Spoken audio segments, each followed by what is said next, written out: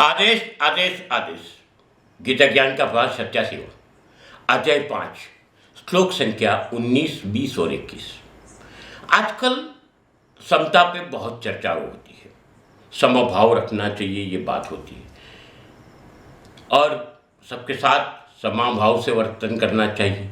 मगर हकीकत में समता कैसे आती है, कैसे अस्तित्व लेती है, वो समझने की ताती जरूरत है। आज से करीबन 5000 साल पहले भगवान श्री कृष्ण ने गीता में जो कहा था वो समझना जरूरी है। समता कोई खेल नहीं है या तमाशा नहीं है।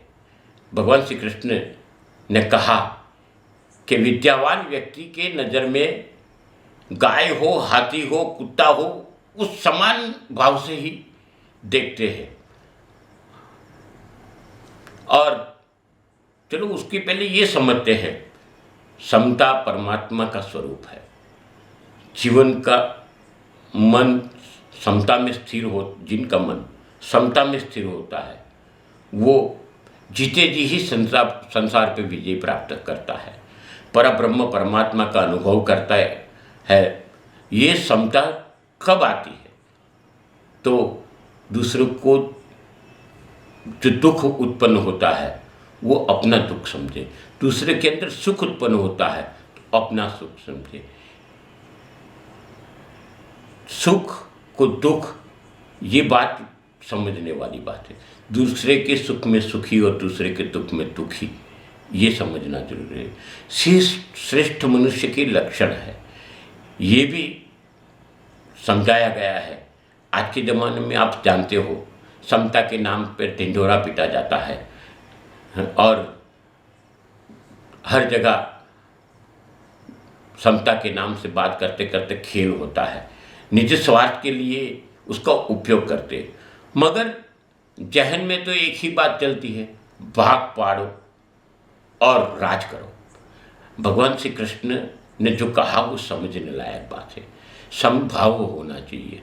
समभाव यानी सब एक ही नज़र से देखने चाहिए। बाद में कुछ भी हो जाए, सृष्टि के हर कर्ता हरता धरता है, सब एक भाग है, अंश है।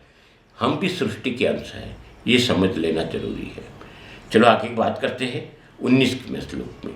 तत्वज्ञानी मनुष्य का मन समभाव में स्थित रहता है, उसके द्वारा जन्म मृत्यु के बंधन रूपी संसार जीत लिया जाता है, क्योंकि पर ब्रह्म के समान निर्दोष होता है और सदा परमात्मा में स्थित हो जाता है।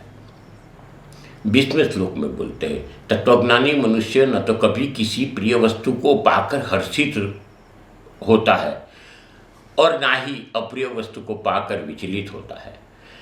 ऐसे स्थिर बुद्धि मोह रहित ब्रह्म को जानने वाला सदा परमात्मा में ही स्थिर रहता है।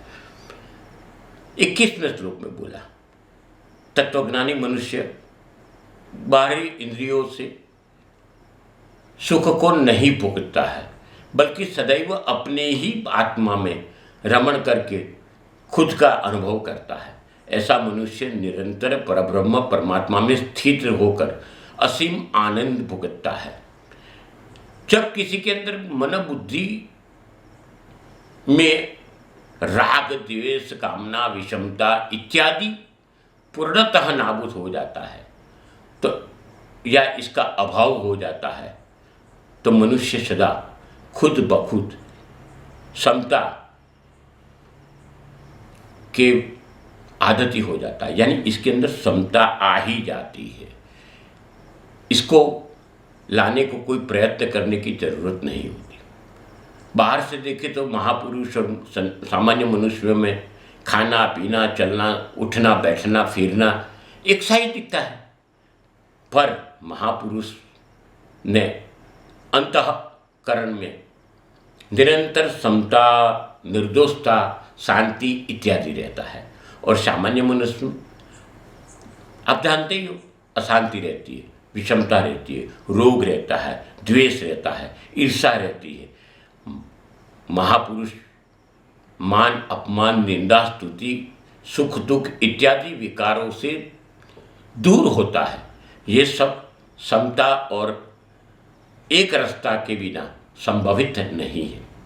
सब मनुष्य परम तत्व यानी परमात्मा को पा सकता है, संसार के मोह माया से मुक्त हो सकता है, मगर इसके लिए अपनी जात को तैयार करनी पड़ती है। हमारी इंद्रिया, मन, बुद्धि, प्राणी, पदार्थ, घटनाएं, परिस्थिति इत्यादि सब पराधीन है, मगर ये पराधीनता नहीं छूटती।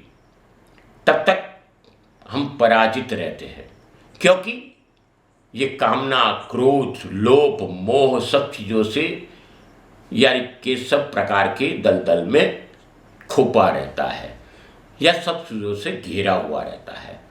ये सब त्याग से खुद में ब्रह्म स्थापित होता है। अभी अहम ब्रह्मस्वी की बात करते हैं, मगर ये सब होने के बाद ही अहम ब्रह्मस्वी शक्य होता है। इसमें आगे भी है कि हर्ष शोक जैसी भावनाओं से भी मुक्ति मिलनी चाहिए, क्योंकि ये भी दोष है, ये प्रिय है, ये अप्रिय है, ये भी होना नहीं चाहिए। जिनके अंदर में मोह चला जाता है वो तत्ववेता है, पर ये जाए कैसे? तो कर्ता भाव से मुक्त होना पड़ता है।